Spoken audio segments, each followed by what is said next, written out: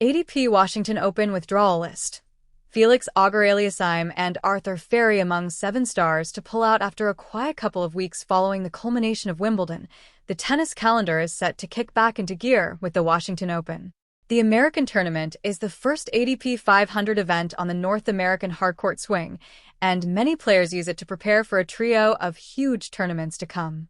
2 Masters events at the Canadian Open and the Cincinnati Open, as well as the U.S. Open, will take place over the next 6 weeks, so players often flock to the Washington Open in preparation. However, this year will see only 2 of the top 10 compete, with Alex de Minaur and Taylor Fritz representing the very best of the ATP Tour in the U.S. capital. That is because both Felix Auger-Aliassime and Daniil Medvedev have withdrawn from the event, just 3 days before the ATP 500 event is set to begin.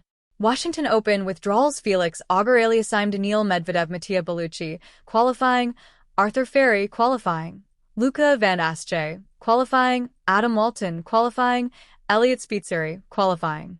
The top 10 duo are the only players to withdraw from the main draw so far, although several high-profile players have dropped out of qualifying. Mattia Bellucci, Arthur Fery, Luca Van Asche, Adam Walton, and Elliot Spitzeri have all been confirmed to be missing the hardcourt tournament. Fery is perhaps the most surprising player to drop out, following his memorable run to the Wimbledon semi-finals at his home Grand Slam. Fery is perhaps the most surprising player to drop out, following his memorable run to the Wimbledon semi-finals at his home Grand Slam. However, the British star did not outline the Washington Open as one of his key tournaments when he teased his schedule following his Wimbledon run. Cincinnati, Winston-Salem, and the U.S. Open, they're pretty much locked in, said the British star when asked which tournaments he would be playing on the North American hardcourt swing.